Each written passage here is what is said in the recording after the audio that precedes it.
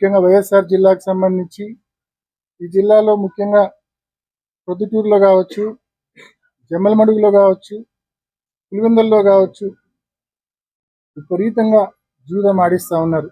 అధికార పార్టీ నాయకుల అండదండలతో విపరీతంగా జూదం ఆడిస్తూ ఉన్నారు.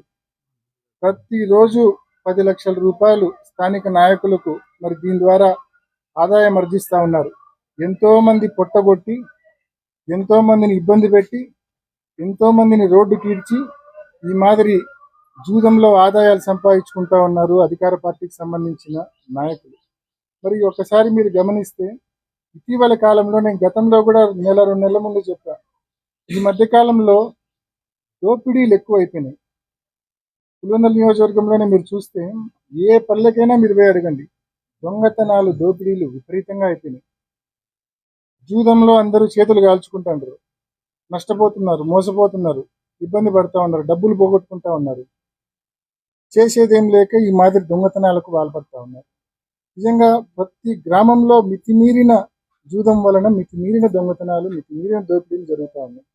కడప జిల్లాలో ఆ తాలూకా ఈ తాలూకా పులివెందుల్లో కూడా పెద్ద జూదం జరుగుతుంది. స్థానిక నాయకులకు అది సార్ ఇది సార్ అని చెప్పారు.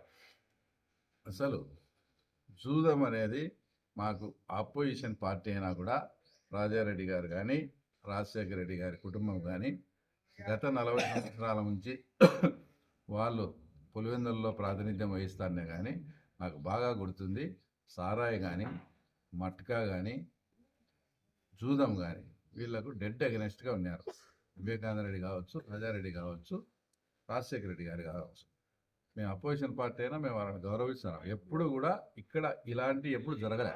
ఎప్పుడు జరిగినాయి, ఈ వైఎస్ భాస్కర్ రెడ్డి కుటుంబం కానీ, అవినాష్ రెడ్డి వాళ్ళు ఈడ ఎంపీగా స్టార్ట్ అయిన నుంచి ఇక్కడ పులివెందుల్లో విచ్చలవిడిగా జూదం అనేది స్టార్ట్ అయింది. మీరు గత 5 సంవత్సరాల్లో మీరు గమనించండి. అసలు మామూలుగా మట్కాకు తాడిపత్రి ఫేమస్. లాస్ట్కు తాడిపత్రి నుంచి కూడా పులివెందులకు వచ్చి మట్కాడే పరిస్థితులు గత 5 సంవత్సరాల్లో ఉన్నాయి. ఇది వాస్తవమా కాదా? ఇక్కడ మీరు కానీ తర్వాత ఎవరైనా డిబేట్ కానీ రాని చెప్తా. లాస్ట్కు ఆ మట్కా డబ్బులతో అసలు ఫ్లెక్సీలు కట్టుకునే సందర్భాలు కూడా నేను అనేక సార్లు కూడా 5 ఏళ్ళు వచ్చే మట్కా వచ్చిన డబ్బులతో అతను నిర్వహించే డేనియల్ అనే అతను అందరికీ ఇంక్లూడింగ్ జగన్మోహన్ రెడ్డితో సహా ఫ్లెక్సీలు కట్టుకున్నారు. నేను సంక్రాంతి పండుగ అయిపోయినాక, సంక్రాంతిలో 2 days ఏదో అడిగినారు అందరూ ఉత్సాహం అని, సంక్రాంతి అయిపోయిన మరుక్షణం డిఎస్పీ గారికి ఎక్కడా కానీ జూదం అనేది పులివెందుల్లో ఉండకూడదనిగా స్ట్రిక్ట్గా కూడా, సార్ మీరు ఎట్ట కంట్రోల్ చేస్తారో, ఇప్పటికైతే మట్కా వరకు చేశారు కానీ మీరు ఎట్ట కంట్రోల్, మిగతా ఎక్కడ చిన్న చిన్నవి కూడా ఉండకూడదంటే పాపం ఆయన చాలా సీరియస్గా తీసుకొని ఉండే 2 క్లబ్బులు కూడా ముగించిన వాట వాస్తవమా కాదా? పులివెందుల్లో ఇంతవరకు రిటైర్డ్ పీపుల్ ఆడే క్లబ్బు కూడా ఆయన మేము స్ట్రిక్ట్గా చెప్పినామని ఆ క్లబ్ కూడా ముగించాడు. అంత హానెస్ట్గా పోలీస్ డిపార్ట్మెంటు తర్వాత మేము ఇక్కడ పనిచేస్తా అంటే ఆయన ఎంపీ అయినా ఆయనకు మైండ్ దొబ్బిందో లేదో, ఇక్కడ జూదాలు ఆడి డబ్బులు పోగొట్టుకొని ఇక్కడ ఉండే యువత దొంగతనాలకు పాల్పడతారని ఇచ్చినాడు.